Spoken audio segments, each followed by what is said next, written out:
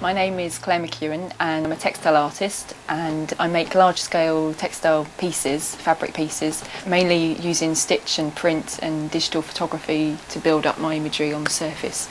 I was working with a secondary school as an artist in residence. At the very beginning of this project I visited the school and I brought a selection of my fabric pieces and my sketchbooks and talked through the way that I work, and to continue that link, the idea was proposed by this school to create a virtual residency using the learning platform. The idea was to have a real artist in their working space and to be able to show my work online, be able to talk about the work. The learning platform is a way of different users being online at the same time with a webcam option. It's a way of being able to share files, so I could share imagery on this platform. This laptop comes with a built-in web camera, so I can just talk into the computer and I can show you some pictures that I have on the wall here. So we had the first meeting. We then used our resources to work with her ideas to actually create digital images that the students could then go on to experiment with in Photoshop. Now that's something the learning platform can't give us in that very direct, hands-on experience, and we never thought it would. It's purely about supporting the work. Following on from that workshop, I met a couple of classes online to show via the webcam the areas of my space, and they could see the fabric being dyed and the sort of stitch work I'd been doing and the sporting imagery.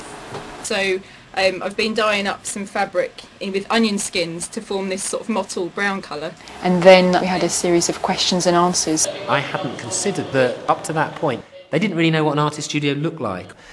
One of the strengths of the learning platform is that there was no time off timetable, there was no cover costs and layers of fabrics and things. Purely a web camera, one in Kent and one in Chalfont St Peter. It was easy. The next online meeting, the Chalfont students uploaded maybe 6 or 7 students' work that we could look at.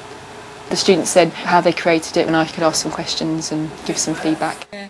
I think this really stands out, this composition particularly. It's really interesting the way you've left that area. It looks like it's made of paper, it looks really delicate. Which was fantastic because they've heard me telling them what I think about artwork for 2 years. This was now a practitioner coming in and saying, well look, what's good about this piece of work is this, and I don't know if you thought about this, but you could go on and do this with it. And that's really where it got quite exciting for them.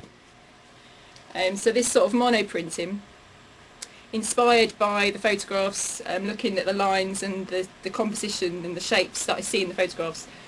It was a good idea to get insight from an artist because she specialises in photography, and so she could tell us more detail on how to improve our photos. Yeah, absolutely. It's so atmospheric, this image. It really is. I feel I've got an understanding of how this person feels about Venice, you know, using the eyes in that way, and again keeping it very calm and subtle. It gets them to think around the project, and because they're not just talking to their teacher who knows their work really well, they're talking to someone they've met a couple of times, and getting me to understand what it is that they're doing so I can help them.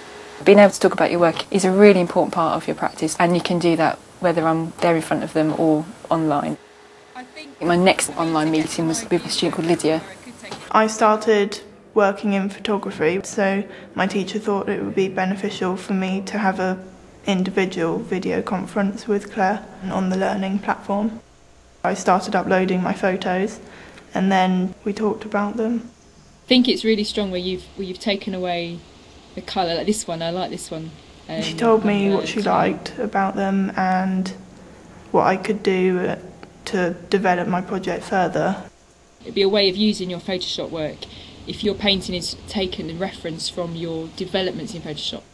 She didn't only comment on my work, but she also told me new techniques and some new ideas. She helped me a lot. One of the interesting elements of Lydia's one-to-one virtual experience with Claire McEwen was that I sort of left it to Lydia. I wasn't involved, but the student could still meet with the artist, and she could carry on learning without me being there. Because the other beauty about this is that Lydia could actually use that recording of that meeting with the artist as part of one of her assessment objectives, developing an idea to go into her e-portfolio. But also the fact that Claire McEwen recorded that discussion about what she does now. We have a recording of that. That is reusable. I've tried out pre-recording practical workshops from this space and then worked out a slideshow of different steps you could take in Photoshop. The recording is saved as a website address and the school can then click on that link and watch the recording. These images are what we're going to be working with today, and how I can fuse these 6 images together to create one image. So it's me producing a resource that other students could use in the future. That's a big benefit. This area here, there's some fabric construction using origami ideas.